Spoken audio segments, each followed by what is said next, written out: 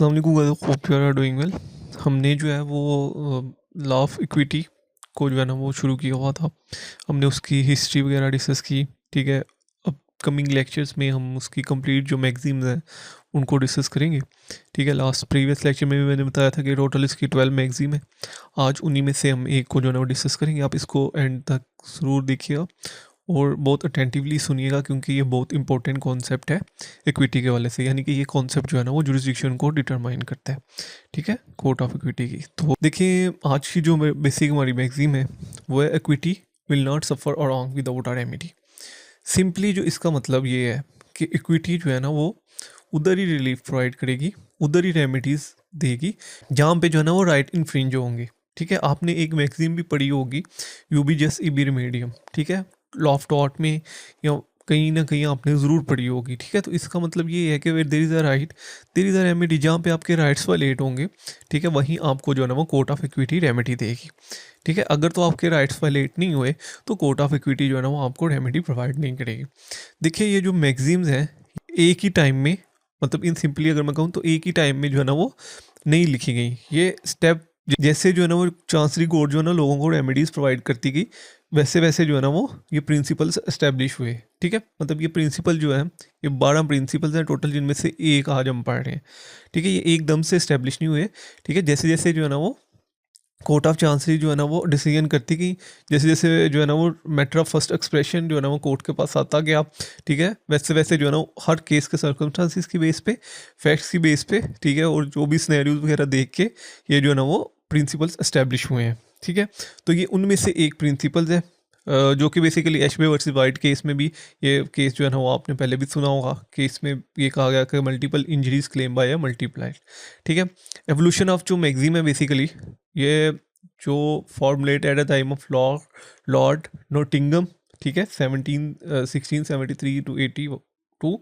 ठीक है, who was the father of modern equity, जिनको जो ना वो लॉर्ड नोटिंगम है, जिनको जो ना मॉडर्न इक्विटी का फादर कहा जाता है।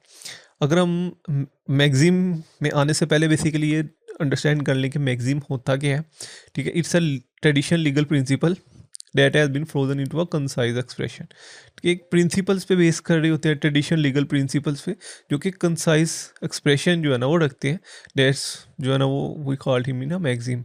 ठीक है, उसके बाद जो है ना वाकर बेसिकली कहते हैं कि मैगजीम हमारा short PT formulation of board and general principle of common sense of justice, तो उसको हम मैगजीम कहेंगे। ठीक है, अब हम इस मैगजीम को पढ़ने जा रहे हैं।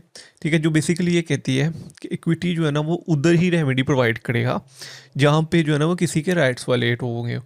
यानी कि कोर्ट ऑफ चांस जो कोर्ट ऑफ इक्विटी है वो बेसिकली केस तभी जो है ना इनिशिएट करेगा जब जो है ना वो किसी के राइट्स वायलेट होंगे। अगर तो राइट्स वायलेट नहीं हुए, ठीक है, तो कोर्ट ऑफ चांसरी जो है ना वो कोर्ट इनिशिएट नहीं करेगा, जो कि इस मैगजीम पे बेस करता है। Ubi jus ibi remedium with there is a right, जहाँ पे राइट्स होंगे वहीं पे रेमेडी होगी। ठीक है, अगर तो राइट्स नहीं है, वो non violation of rights, legal rights, तो वहाँ पे रेमेडी जो है ना वो नहीं जो है ना दी जाएगी, और ना ही कोई किसी चीज़ की इन्फोर्समेंट होगी।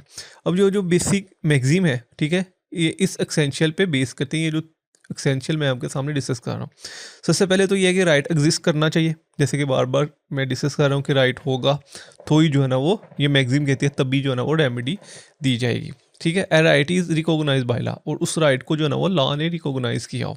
ठीक है, अगर तो लॉ ने रिकॉग्नाइज नहीं किया तो आप जो है ना वो इस मैगजीम के बेस पे जो है ना वो कोर्ट में सू नहीं कर सकते। ठीक है, ये बेसिकली सेक्शन 9 ऑफ CPC अगर आप डिस्कस पढ़ें, ठीक है, जो कि बेसिक जो है ना सिविल कोर्ट की जुरिस्डिक्शन के वाले से बताता है। ठीक है, तो वो मैगजीम भी, ये मैगजीम भी उसी सेक्शन 9 पे इम्प्लाई जो है ना वो एप्लीकेबल होती है। ठीक है, सेक्शन 9 ऑफ द CPC यानी कि सिविल प्रोसीजर कोड को अगर आप डिस्कस पढ़ें, ठीक है, तो ये जो है ना वो मैगजीम उधर अप्लाई होती है। ठीक है, the maxim can be apply with the wrong has been done, जहाँ पे रॉन्ग कमिट हुआ होगा। ठीक है, right has been clearly violated, तो वहाँ पे ये मैगजीम अप्लाई होगी। ठीक है, पहला ये है कि राइट एग्जिस्ट करना चाहिए और राइट रिकॉग्नाइज किया हो। उसके बाद जो है ना रॉन्ग हो, और रॉन्ग जो है ना वो क्लियरली वायलेटेड, यानी कि उससे उस जो है ना रॉन्ग से आपके राइट्स वायलेट हुए हों। और then other thing is the maxim can apply with the law does not provide any leave or breach of rights, यानी कि ये मैगजीम उधर अप्लाई होगा जहाँ पे कॉमन लॉ जो है या कोई और लॉ जो है ना वो रिलीफ प्रोवाइड नहीं कर रहा होगा, तब ये मैगजीम जो है ना वो अप्लाई होगी। अब ये मैगजीम कहाँ कहाँ पे अप्लाई नहीं होगी, ठीक है, नॉट एप्लीकेबल का वर्ड है, यानी कि ये इन जगहों पे मैगजीम अप्लाई नहीं होगी जहाँ पर मॉरल राइट्स की बात हुई है, ठीक है, और मॉरल राइट्स जो है वो राइट्स जिनको लॉ रिकॉग्नाइज नहीं करता, ठीक है, और जहाँ पे कॉमन लॉ की जुरिस्डिक्शन है, ठीक है, वहाँ पे भी ये मैगजीम अप्लाई नहीं होगी। और जहाँ पे प्लेंटिफ का खुद नेग्लिजेंस है, यानी कि जो पर्सन सू कर रहा है, फॉर एग्जांपल मैंने इस मैगजीम की बेस पे बी को सू करना है, ठीक है, लेकिन अगर मेरी अपनी नेग्लिजेंस की वजह से कोई एक्ट परफॉर्म हुआ है तो मैं जो है ना इस मैगजीम की बेस पे सू नहीं कर सकता, ये मैगजीम मुझे बाहर करती है, ठीक है। उसके बाद अगर हम इसकी एप्लीकेबिलिटी देखें आज के मॉडर्न के टाइम पीरियड में, और अगर मैं इसको कंपेयर करूं जो है ना उस सेंचुरी में जब जो है ना वो कॉमन लॉ इम्प्लीमेंट होता था, और हमने प्रीवियस लेक्चर में पढ़ा भी था कि कॉमन लॉ क्योंकि बहुत रिजिड था, मिनिमम रेट्स थी, ठीक है, और सिर्फ डैमेजेस प्रोवाइड करता था, कोई नेचर जस्टिस को जो है ना वो फॉलो नहीं था करता, ठीक है, तो इस वजह से जो है ना ये इक्विटी का कॉन्सेप्ट आया। इसकी सबसे पहले जो एप्लीकेबिलिटी ये है कि इन्फोर्समेंट ऑफ ट्रस्ट। अब फॉर एग्जांपल इस केस में भी ये बेसिकली मैंने यहाँ पे सिनेरियो भी दिया है। अब फॉर एग्जांपल कि ए ने अपनी प्रॉपर्टी जो है वो ट्रस्ट की कि सी जो है उसका बेनिफिशियरी होगा और बी जो है ना वो उसकी प्रॉपर्टी को प्रोटेक्ट करेगा, यानी कि ए ने सी को बेनिफिशियरी बनाया और बी को जो है ना वो ट्रस्टी बनाया कि बी जो है ना वो उसकी प्रॉपर्टी की केयर करेगा। अब क्या होता है कि कुछ देर बाद ए की डेथ हो जाती है और बी जब देखता है कि ए की डेथ हो गई है तो बी जो है ना वो अपने अपने पर्पस के लिए उस प्रॉपर्टी को यूज़ करना शुरू कर देता है, और सी जो जिसको बेनिफिशियरी बनाया गया था उसको जो है ना वो कुछ भी नहीं देता। अब जो कॉमन लॉ था ना उस टाइम पीरियड में, आज की बात नहीं कर रहा, ये तब की बात कर रहा हूँ जब जो है ना वो कॉमन लॉ एग्जिस्ट करता था on the basis of customs और कुछ रिट्स थी, ठीक है, यानी कि 14, 15, 16 सेंचुरी की बात कर रहा हूँ, ठीक है। तो फिर क्या होता था कि कॉमन लॉ जो है, जो सी है, अब सी इसमें बेनिफिशियरी है तो कॉमन लॉ सी को कोई रेमेडी नहीं था देता। तब ये कोर्ट केस जो है ना वो किंग के पास आया, कोर्ट ऑफ चांसरी के पास आया, तो कोर्ट ऑफ चांसरी ने कहा क्योंकि इसका बेनिफिशियरी, इस प्रॉपर्टी का बेनिफिशियरी सी है, तो सी के राइट्स पर लेट हो रहे हैं, तो इस मैगजीन की बेस पे क्योंकि सी के राइट्स पर लेट हो रहे हैं तो सी को रेमेडी प्रोवाइड की जाएगी, ठीक है। तो ये बेसिकली इन्फोर्समेंट ऑफ ट्रस्ट, जहाँ पे ट्रस्ट क्रिएट किया जाए वहाँ पे होता है। उसके बाद रिसेशन ऑफ कॉन्ट्रैक्ट। देखिए अगर कोई कॉन्ट्रैक्ट जो है वो फ्रॉड या मिसरिप्रेजेंटेशन की बेस पे होता था तो कॉमन लॉ जो है, common law court could not provide any relief, तो कॉमन लॉ जो है ना वो रिलीफ प्रोवाइड नहीं थी करती, क्योंकि कॉमन लॉ की रिट्स में जो लिखा गया था वो ये लिखा गया था कि जो चीज़ रिटर्न फॉर्म में मौजूद है ना वो प्रिवेल करेगी। But on the basis of consciousness and natural justice, court of equity ने कहा कि अगर कोई कॉन्ट्रैक्ट जो है वो फ्रॉड या मिसरिप्रेजेंटेशन की बेस पे जो है ना वो क्रिएट किया गया तो वो कॉन्ट्रैक्ट वाइडेबल है, ठीक है। अगर तो पार्टी चाहे तो उसको इन्फोर्स करे, यानी कि जिस पार्टी के राइट इन्फ्रिंज हो रहे हैं, ठीक है, वो अगर चाहे तो वो इसको जो है ना वो इनको ओब्लिगेशन को फुलफिल करे, अदरवाइज वो बाइंडिंग नहीं है। फॉर एग्जांपल किसी ने मेरे साथ कॉन्ट्रैक्ट किया और उसने मेरे साथ फ्रॉड किया, ठीक है, तो कोर्ट ऑफ इक्विटी कहती है कि मेरी मर्जी है अब कि मैं उसको परफॉर्म करूं या मैं अपनी ओब्लिगेशन जो है ना वो छोड़ दूं, यानी कि जो ड्यूटीज़ मैंने परफॉर्म करनी है उस कॉन्ट्रैक्ट में मैं उनको स्किप भी कर सकता हूं, ठीक है। तो इसको कहते हैं रिसेशन ऑफ कॉन्ट्रैक्ट। उसके बाद रेटिफिकेशन ऑफ इंस्ट्रूमेंट। देखिए जो रेटिफिकेशन ऑफ इंस्ट्रूमेंट का कॉन्सेप्ट था ना ये भी कोर्ट ऑफ इक्विटी से आया है। इसका पर्पज़, इसका इस रेटिफिकेशन का मतलब ये है कि फॉर एग्जांपल अगर मैंने और सी ने कोई कॉन्ट्रैक्ट किया और हमने जिस बेस पे कॉन्ट्रैक्ट किया, जिस इंटेंशन से कॉन्ट्रैक्ट किया, बेसिकली वो जो इंस्ट्रूमेंट है, ठीक है, वो जो कॉन्ट्रैक्ट है वो इन्फेरेंस ही नहीं ड्रॉ कर रहा, यानी कि वो कुछ और मतलब बता रहा है और हमने जिस बेस पे कॉन्ट्रैक्ट किया था वो कुछ और था, ठीक है।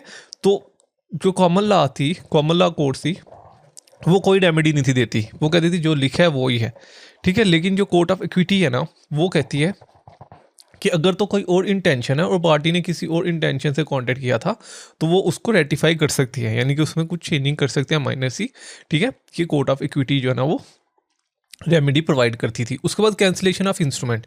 कैंसिलेशन ऑफ इंस्ट्रूमेंट्स मीन कि अगर किसी पर्सन के साथ मैंने कॉन्टैक्ट किया और उसकी फ्री कंसर्न नहीं है, ठीक है, आपने कॉन्ट्रैक्ट एक्ट पढ़ा होगा, बेसिकली जो स्पेसिफिक रिलीफ एक्ट है वो विदाउट बेसिक प्रिंसिपल आपने अंडरस्टैंड नहीं किया अगर कॉन्ट्रैक्ट एक्ट के, तो आपको इसकी समझ नहीं आएगी, ठीक है। और प्रैक्टिस भी जो स्पेसिफिक रिलीफ एक्ट होता है, ठीक है, वो जो है ना वो ज़्यादातर कॉन्ट्रैक्ट के ही मामला में होते हैं। ठीक है, तो कॉन्ट्रैक्ट के बेसिक प्रिंसिपल आप ज़रूर समझिए, ताकि आपको जो है ना वो स्पेसिफिक रिलीफ एक्ट की जो है ना वो समझ आए, और ये इक्विटीज़ के प्रिंसिपल की भी। कैंसिलेशन ऑफ इंस्ट्रूमेंट मीन कि अगर आपने किसी के साथ कॉन्ट्रैक्ट किया और फ्री कंसर्न के साथ कॉन्ट्रैक्ट नहीं किया। फ्री कंसर्न कहते हैं कि कॉर्शियन नहीं होना चाहिए, किसी भी कॉन्ट्रैक्ट में अनड्यू इन्फ्लुएंस नहीं होना चाहिए, फ्रॉड मिसरिप्रेजेंटेशन नहीं होना चाहिए। ठीक है, तो अगर आपने किसी के साथ कॉन्ट्रैक्ट किया है और फ्री कंसर्न के साथ कॉन्टैक्ट नहीं किया, तो कॉमन लॉ कहता था कि जो चीज़ आपने कॉन्ट्रैक्ट में लिखी है ना वही प्रिवेल करेगी। लेकिन कोर्ट ऑफ इक्विटी कहती है कि नहीं, on the basis of natural justice and good consciousness, क्योंकि फ्री कंसर्न के साथ कॉन्टैक्ट नहीं हुआ तो इस इंस्ट्रूमेंट को कैंसिल करवा दिया जाएगा। ठीक है, तो ये बेसिकली जो है ना वो कोर्ट ऑफ इक्विटी कहती थी। उसके बाद इसके वाले से कुछ लीडिंग केस लॉज भी हैं, ये तो एप्लीकेबिलिटी है इस मैगजीन की। ठीक है, उसके बाद इसके वाले से कुछ केस लॉज भी है। एशबे वर्सी वाइट, इस केस में बेसिकली वो हुआ था कि एशबे को जो है ना वो वोट कास्ट करने से रोका गया था, और जिसके लिए एशबे वोट कास्ट कर रहा था वो जो पार्टी जीत जाती है, लेकिन एशबे जो है ना वो उस पर्सन को सू कर देता है कोर्ट में। यानी कि वो ऑफिसर होता है जो उसको जो है ना वो कोर्ट वोट कास्ट करने नहीं देता, उस ऑफिसर को सू कर देता है। तो कोर्ट कहती है कि बेसिकली ये जो एशबे को जो है ना वो राइट दिया गया था, वो लॉ ने राइट दिया था कि वो वोट कास्ट करे। बेशक जो है ना वो उसके वोट ना कास्ट करने की वजह से पार्टी को कोई नुकसान, यानी कि पार्टी तो जीत गई थी जिसको उसने वोट, लेकिन उसके एक राइट्स इन्फ्रिंज हुए हैं, इस वजह से जो है ना वो उसको रेमेडी प्रोवाइड की जाएगी। Same as it is the Imperial Hotel London case में भी यही हुआ था कि वेस्ट इंडीज़ का एक क्रिकेटर था जिसने अपने लिए एक होटल का रूम बुक किया हुआ था। ठीक है, लेकिन जब वो वहाँ पे जाता है क्रिकेटर, तो उसको पता चलता है कि उसका रूम किसी और को अलॉट कर दिया जाता है।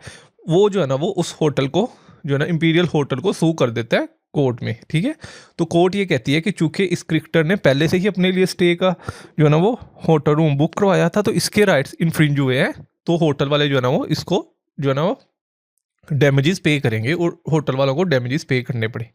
अब पाकिस्तान के जो लॉज हैं उनमें किस किस में ये मैक्सिमम अप्लाई होती है, एप्लीकेबिलिटी होती है, जैसे कि मैंने ऊपर भी एग्जांपल दी थी सेक्शन 9 ऑफ सीपीसी। ठीक है, क्लियर कट यूबीजे सीबी मीडियम जो ना वहाँ पे एप्लीकेबल होता है। Section 73 of contract act trust act में होती है, स्पेसिफिक रिलीफ एक्ट में होती है। आर्टिकल 199 वर्ड 83 अभी तो बेसिकली इस आर्टिकल को जो है ना वो ओमिट कर दिया गया है आफ्टर 27th अमेंडमेंट। तो अभी article 199 of the constitution of Pakistan में जो है ना वो ये मैक्सिम एप्लीकेबल होती है। ठीक है, तो ये इसके वाले से था ये यूबीजे सीबी मीडियम, यहाँ पे जहाँ पे आपके राइट्स वाले रेट होंगे वहाँ पे आपको ये मैक्सिम जो है ना वो रेमेडी प्रोवाइड करेगी। इसके वाले से कोई भी क्वेश्चन हो कमेंट से पूछ सकते हैं। इंशाल्लाह जल्दी तो नेक्स्ट वीडियो में तो दुआ में रखिएगा। अल्लाह हाफिज़।